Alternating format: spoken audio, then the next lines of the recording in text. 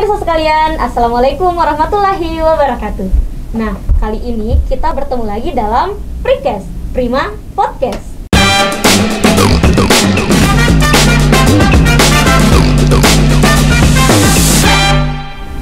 Pemirsa sekalian, suasana studio terasa sedikit agak aneh kali ini, lumayan mencekam. Dan sampai sekarang saya belum melihat di mana keberadaan narasumber saya. Sepertinya narasumber kita kali ini lumayan berbeda dari narasumber sebelumnya.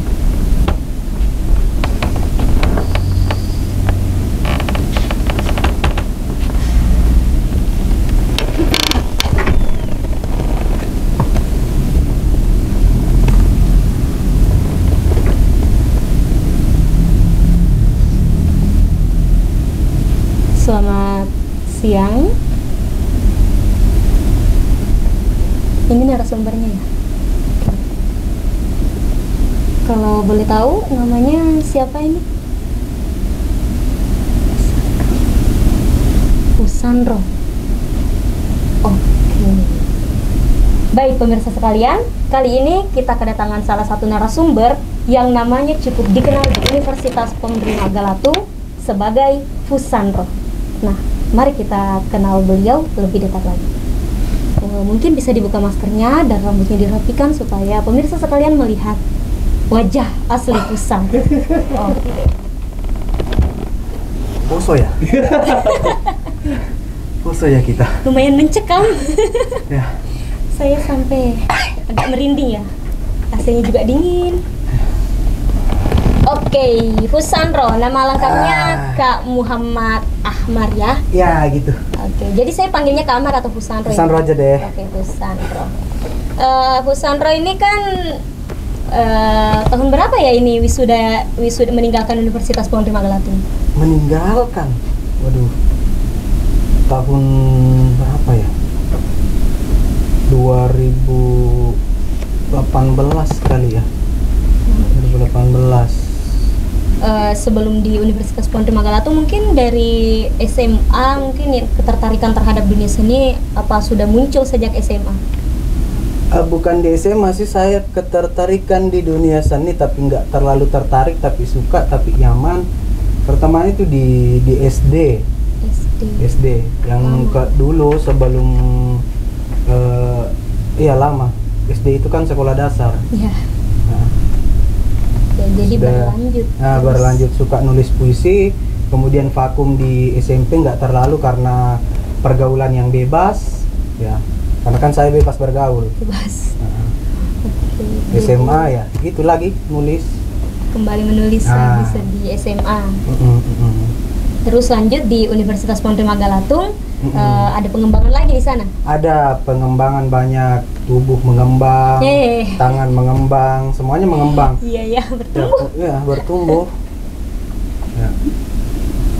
Oke, di Universitas Penerima Galatung. Kan setelah menyelesaikan S2-nya ini, Kak Ahmar tidak pernah, Pusandro tidak pernah meninggalkan Universitas Penerima Galatung. Saya lihat-lihat bahkan setelah di wisuda pun dan lanjut S2-nya masih sering muncul di kampus ini. Iya, masih sering muncul karena kadang ada panggilan dari semesta lain. Ya, begitu. Apa ya? Gini, ada di Universitas Penerima Galatung ada sesuatu yang tidak bisa saya hilangkan sebenarnya, karena itu sudah mendarah daging dan saya nyaman di sana karena saya besar di salah satu UKM di sini namanya Gerbang Sastra. Gestra. Nah, saya ditempa di situ dan senior kami pun tidak pernah hilang. Ya, ada Kak Feng di sana, ada Pak Jumadi di sana. Siapa lagi ya? Dosen-dosen yang aktif di Gestra itu pun tidak pernah meninggalkan, bahkan mulai dari angkatan pertama itu selalu mensupport kami sampai di era sekarang. Jadi memang bukan cuma Kak Ahmar, bahkan semua dari awal keluarga Gestra ini memang selalu Itu hebatnya kami di Gestra. Jadi apa ya, mendarah daging, hal tersebut mendarah daging di kehidupan. Nah kemudian dari situ kemudian berkembang keluar, pelajari hal-hal yang banyak di dunia kesenian, ya lebih aktif di situ. Ketika ada event-eventnya Gerbang Sastra, ya apa ya, secara seolah naluri berkesenian itu di stimulus oleh apa yang masuk itu. Oke, sebelum lebih dalam saya bertanya tentang itu, mungkin dari Kak Amar sendiri kegiatannya sekarang kan tadi katanya sudah berkembang di luar. Apa saja kegiatannya itu? Ya, kalau untuk sekarang sih alhamdulillah sok sibuk. Sok sibuk ya. Sibuk ngapain? Menyibukkan diri. Saya mencari kesibukan yang tidak pernah orang dapatkan kesibukan tersebut. Karena segala kesibukan itu adalah sibuk-sibuk yang menjadi pokok pikiran yang harus disibukkan. Seperti itulah. Sok sibuk intinya sekarang. Tapi untuk kegiatannya nih, kegiatan apa saja yang mungkin dalam waktu dekat ini akan berlangsung atau sementara berlangsung juga, boleh diinformasikan kepada pemirsa? Ya untuk sekarang sih ya lagi bantu adik-adik di Gestra untuk persiapan 28 Oktober Hari Sumpah Pemuda, dan bersamaan juga dengan miladnya Gerbang Sastra yang ke-15. Itu aja sih untuk sekarang. Mungkin ada bocoran sedikit apakah Fusandro akan ada lagi di milad kali ini atau di atas panggung maksud saya, atau bagaimana? Apa ya, belum tahu sih karena masih bingung juga apakah masih mau di panggung, di belakang, di atas, di bawah, di tengah, atau untuk 28 nanti hanya untuk jadi menikmati apa sih yang dipersembahkan adik-adik kali ini. Mungkin cuma bentuk support kali ini ya, itu aja sih. Ya saudari deh bocorannya, padahal mau spoiler ini, penasaran juga sama Fusandro karena kan selalu datang, siapa tahu merencanakan sesuatu gitu untuk 28 nanti, ternyata belum bisa terlalu dibocorkan. Oke. Nah, kita selain dari keterlibatannya kembali ke Gestra di menuju milad ini, untuk di lembaga yang ada di luar kira-kira apa saja kesibukan dari Kak Amar yang katanya sok-sok sibuk? Iya, apa ya, kalau kemarin sih kan saya tergabung di Karang Taruna Kabupaten Wajo, Divisi Seni dan Budaya. Kemarin itu di bagian kesenian, berhubung juga ada agenda saya tiap tahun di Batara Art Studio. Saya kalau di Batara Art Studio saya bagian divisi teater. Nah, di situ kami melakukan pagelaran Nurani Kuraga yang ke-6 di situ, tepatnya di Ruang Pola. Nah, bersamaan juga dirangkaikan dengan acara SKBKT dan BBKT HUT Karang Taruna yang ke-61. Nah, kemarin saya tampilkan 3 karya bersama Gestra juga, dan 1 Kakanda Andi Gusti Ratu dari Batara Art Studio. Jadi memang sudah meluas ya dari untuk pengalaman berkeseniannya Ya, setelah alhamdulillah sih. dari keluar dari sini, bahkan semasa waktu masih di sini pun sudah melebar kemana-mana gitu. Sama melebar. Kegiatannya Kak. Oh ya, baru-baru ini juga saya lihat di postingan Instagramnya ada spesial Hari Jadi Sulawesi Selatan ya. Iya. Agak ngeri juga itu lihatnya. Ya. Itu mungkin bisa diceritakan sedikit apa makna dari postingannya itu? Ya, itu sih konsep si Gajang Laleng Lipa. Oh, si Gajah Laleng Lipa. Itu apa ya, menyelesaikan permasalahan dengan si Gajang Laleng Lipa. Itu tradisi masyarakat Bugis dulu sih, sudah nggak digunakan lagi untuk sekarang. Itu ages pot doang. Ya kayaknya lomba ya, semoga menangnya. Mungkin bisa dipromosiin, minta like-nya. Tapi kalau berkualitas memang pasti akan dimakan kalau sudah berkualitas. Oke, selanjutnya Kak Amar setelah Fusandro.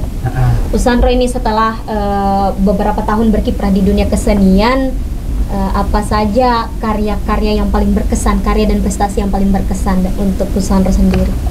Kalau yang paling berkesan itu di tahun 2019, sebuah lomba puisi yang diadakan di Jogja. Alhamdulillah masuk nominasi, diadakan oleh Gebiar Indonesia Berkarya. Alhamdulillah di situ masuk di kategori 100 karya terbaik. Wih, keren. Se-Indonesia. Keren sekali. Alhamdulillah masuk. Kalau yang karya-karya yang belum masih sementara, kalau masih apa namanya? Apa yang aku bilang ini? Masih proses untuk pengkarya membuat buku. Perencanaannya sekitar 200-300 halaman sih. Proyek lama. Buku lagi ya kali ini. Buku. Kalau kemarin yang buku pertama yang terbit, Aku Pecinta Yang Telanjang. Itu tentang apa isinya? Apa ya? Beberapa tulisan yang kan lumayan. Beberapa tulisan saya yang lama nih dikumpulin sampai tahun 2020. Masih nulis sekarang. Itu ceritanya tentang bagaimana saya mengenal cinta, pertama kali mengenal asmara, kemudian mencari asrama, hingga akhirnya ya ketemu dengan semesta yang kadang mempermainkan kita karena semesta suka bercanda. Wah, dalam ya isi bukunya itu. Enggak Ji. Enggak Ji.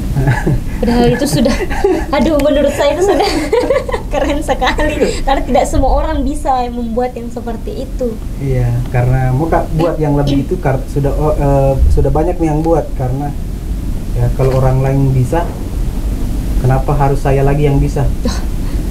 Tidak pernah puas juga ya dalam berkarya. Oke. Nah, tadi kan sudah disampaikan tentang karya-karya yang berkesan nih. Untuk kendalanya selama berkesenian, kira-kira apa aja? Kendala berkesenian ya. Kalau saya sih kendalanya nggak terlalu gimana ya. Cuman ada hal ketika harus dibuat karya, harus dibuat tiba-tiba tuh.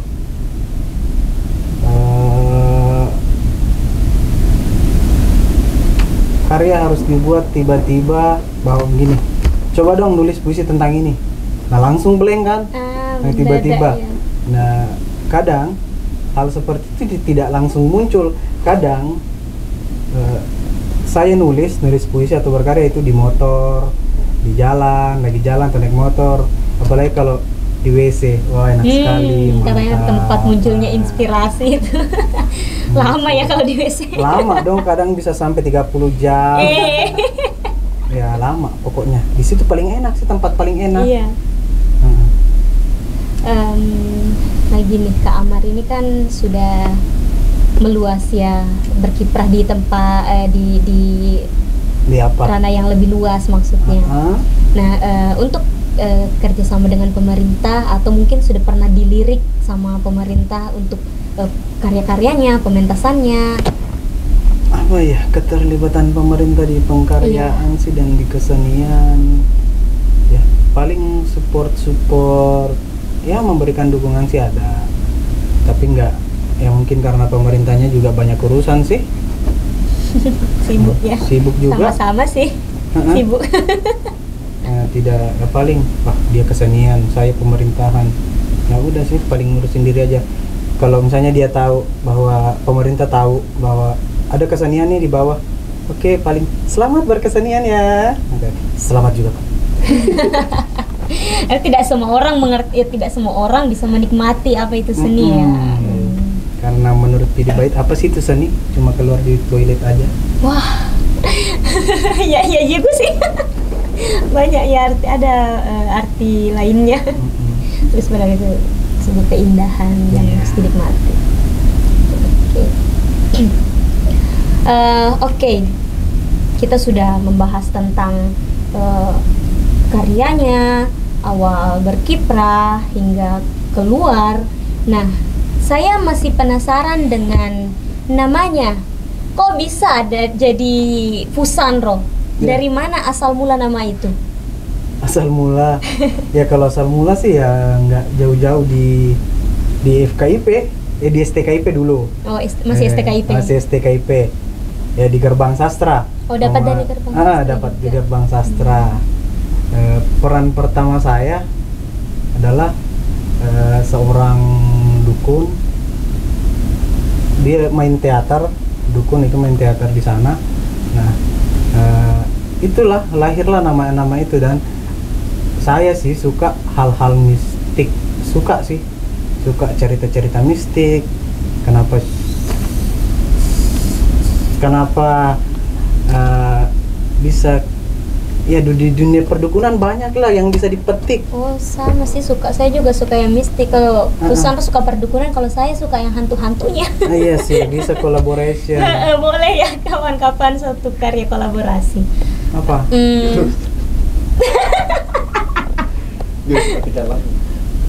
Matikan lampu. Itu mistik tuh. Oh. Hidup lagi. Ya kan? Gitu. Oke. Sando bisa segitu. Lumayan mistis juga. Ini yang operator telat kasih info sih. Kamu itu makan gaji buta doang. Nah, ini kan awalnya kan dari situ. Tapi kok bisa melekat sampai sekarang ini, sampai pakaian, cara berpakaian, model rambut tadi itu agak horor lah di pembukaannya. Kok bisa sampai melekat gitu? Apa yang mungkin motivasinya? Karena kita di teater itu ada sih yang namanya pendalaman karakter. Mulai serius. Serius. Ada yang namanya pendalaman karakter begitu. Iya. Ya, jadi ketika melakukan ada peran yang diberikan oleh sutradara. Nah, itu harus dieksplor sesuai dengan bagaimana karakter ini masuk. Misalnya kita disuruh memerankan seorang pengemis. Nah, jadi explore, terjun ke lapangan, lihat pengemis, lihat caranya jalan, caranya ngemis ya. Ya seperti itu. Dan saya ya karena punya beberapa kenalan dukun kemarin. Jadi riset aja sih. Bahaya nih. Tapi ketika saya aplikasikan di di seni panggung, saya rekonstruksi ini dukun. Jadi dia bukan dukun yang serius, bukan dukun yang misalnya dia jampe kemudian jadi enggak gitu sih.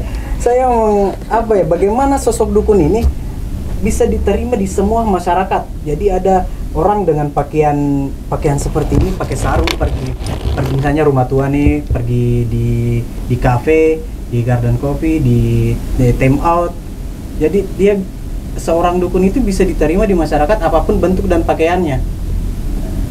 Cuma kalau bentuk sih takut, karena kalau misalnya dukun pergi ke kafe baru nggak ada kepalanya, susah diterima. Sering ya jadi pusat perhatian dengan pakaian seperti ini kalau keluar di tempat-tempat umum? Ya alhamdulillah sering sih, apalagi kalau pakai sarung, pakai style gini aja pakai sarung. Saya paling enak pakai sarung. Nah, kalau ada apa-apa langsung copot. Ini dukun-dukun modern ya kacamatanya? Ada, kacamatanya dukun. Itu dukun nggak ada loh, ada sih pernah dukun pakai kacamata. Gelap ya, kampret gelap. Oke. Ini podcast ya? Podcast. Oh iya. Oke. Saya ketemu dukun-dukun di sini. Janganlah, ntar saya disantet sama Pak Rektor. Oke, nah ini kita sudah lumayan lama ya berbincang dengan Kak Amar. Tanya lagi dong. Masih mau saya tanya? Tanya aja. Saya ingin dengarkan harapan Kak Amar nih, harapannya Fusandro untuk kesenian di Kabupaten Wajo pada umumnya dan khususnya di kalangan pemuda, karena ini kan berkaitan dengan menjelang Hari Sumpah Pemuda ini. Bagaimana harapan Fusandro? Harapan ini harapan yang semua pelaku seni di Kabupaten Wajo semua inginkan dan sudah sering kali diwacanakan, sudah berabad kali diwacanakan bahwa tolonglah pemerintah gedung kesenian gitu, satu lah, ukurannya 1 stadion. Wah, keren. Ya namanya juga cuma wacana. Harapan. Kita masing-masing sok sibuk. Oke, untuk mengkhusus nih, itu kan tadi untuk Kabupaten Wajo. Nah, khusus kepada para pemuda dan pelaku-pelaku seni yang masih merangkai perjalanan, baru mengawali perjalanan mereka di dunia kesenian. Oh iya. Nah, kalau untuk yang masih pelaku seni yang masih balita Ya, balita istilahnya. Kecil ini. Ya, apa ya buat para pemuda yang baru memulai berkesenian, perbanyak referensimu, banyakin diskusimu. Itu aja sih. Karena kalau ndak ada itu sih, ya kalau kita cuma bergaul cuma di lingkup kita masing-masing, kita nggak berkembang, kita nggak melebar kayak saya lebar, kita nggak melebar. Jaringannya yang lebar, ya, jaringan, relasi gitu. Oke, jadi nambah pengetahuan juga. Terakhir nih. Udah terakhir ya? Terakhir. Ya Allah, terakhir. Saya ingin lihat, saya dan pemirsa sekalian ingin melihat Kak Fusandro ini membacakan sebuah kutipan atau sepenggal puisi. Puisinya siapa? Puisi sendiri. Puisi sendiri ya, pemirsa. Puisi saya kurang nikmati puisi saya sendiri sih, saya suka nikmati puisinya orang. Kok bisa? Iya sih, karena nyaman aja sih nikmati puisinya orang. Sudah, terserahlah senyaman Fusandro. Karena dalam orang berkesenian itu kan tadi tidak boleh mendadak, tidak boleh ditekan, harus senyamannya. Jangan ditekan, dorong dari lantai 3. Itu pesan salah satu pembina di kami di Gerbang Sastra kemarin. Bila kalau ada yang butuh dorongan, beliau siap bawa ke lantai 3. Selesai. Oke. Jadi puisinya apa nih? Terserah Kak Amar, terserah apa yang dibacakan. Puisinya enggak tahu. Puisinya sesuai yang Fusandro rasakan sekarang, mungkin ada pengalaman sekarang ini yang memberikan sedikit inspirasi untuk memilih puisi apa yang akan dibacakan. Kalau yang dirasakan inspirasi untuk sekarang siapa ya? Karena kebanyakan sih puisi-puisi saya itu puisi agak melo sih, agak melo. Oh, puisi melo, tapi padahal kan dari tampilannya tuh sangat-sangat. Disitulah saya merekonstruksi yang namanya dukun. Iya, di sana perbedaannya. Okay. Jadi saya baca puisinya apa ini? Apa aja nih? Aduh, siapa ya? Cari dulu ya. Iya, baru dicari. Aduh, kamu nggak siapin sih puisinya. Ya kan senyamannya, kalau saya yang siapkan kan ya susah lagi. Masa harus dalami lagi, saya kasih sebuah puisi yang harus menggambarkan orang gila, Kak Amar harus terjun lagi mencari karakter orang gila itu seperti apa. Tapi untung yang dipilih karakter Sandro ya. Jadi mendalami Sandro akhirnya melekatlah dalam diri Kak Amar. Iya sih. Gimana kalau yang ternyata disuruh dalami waktu itu karakter orang gila? Saya bisa gila juga. Saya bisa gila sih. Melekat itu dan bahaya. Untung yang saya masukin di sini adalah Sandro jampe-jampe. Kalau Sandro apa yang mana? Kan lain lagi ceritanya dong. Ya, di mana-mana harus mempermanatkan orang, melahirkan. Bukan. Nah, Sandro melahirkan, bukan Sandro melahirkan. Sandronya yang melahirkan itu. Beda, Sandro bukan Sandro yang melahirkan. Sandro yang membantu melahirkan. Membantu persalinan. Ya, aneh juga tuh bahasa ya. Oke, gimana? Sudah ada? Mungkin karena jaringan saya hilang jaringan di studio. Ada. Oke. Puisi dari yang sering dibaca-baca nih, sering dibaca oleh anak-anak sekolah. Karawang, Bekasi, oleh siapa?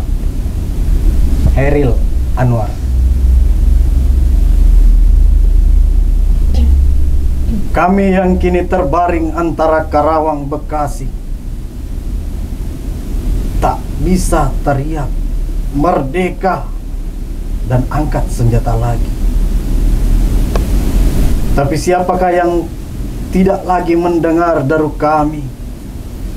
Terbayang kami maju dan berdekap hati. Kami bicara padamu dalam hening.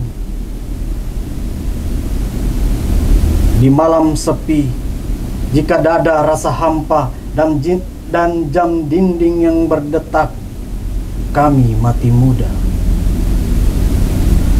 Yang tinggal tulang diliputi debu kenang. Kenanglah kami. Kami sudah coba apa yang kami bisa, tapi kerja belum selesai. Belum apa-apa kami sudah beri.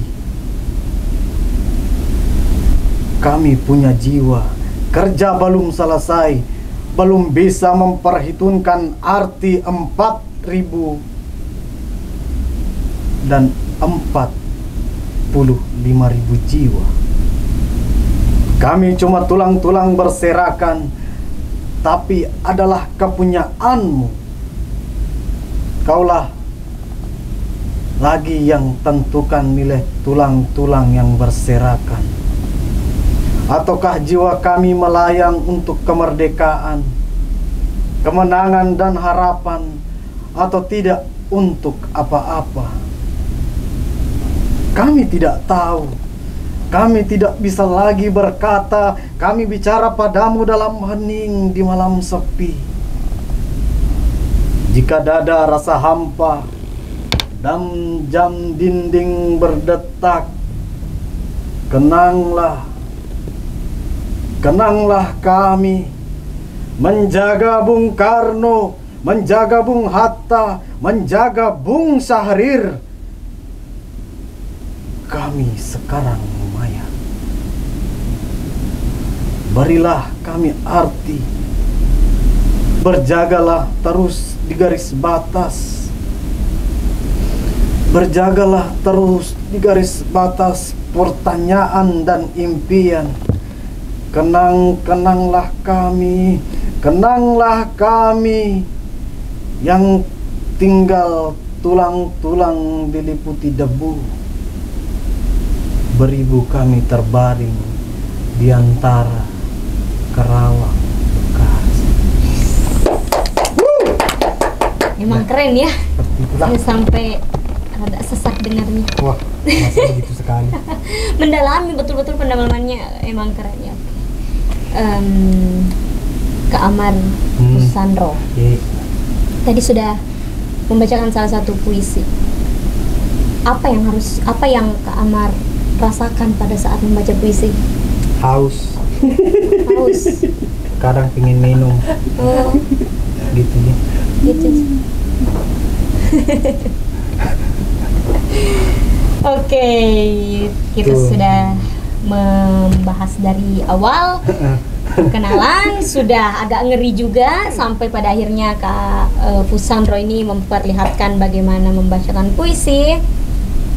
Tibalah saatnya kita pamit. Terima kasih Fusandro, terima kasih Kak Muhammad Ahmad SPD MPD. Nah, kepada pemirsa sekalian, itulah tadi bincang-bincang singkat kita dengan Fusandro. Jangan lupa saksikan terus Prikes Prima Podcast hanya di channel Prima Edutainment. Jangan lupa di subscribe. Terima kasih. Wassalamualaikum warahmatullahi wabarakatuh.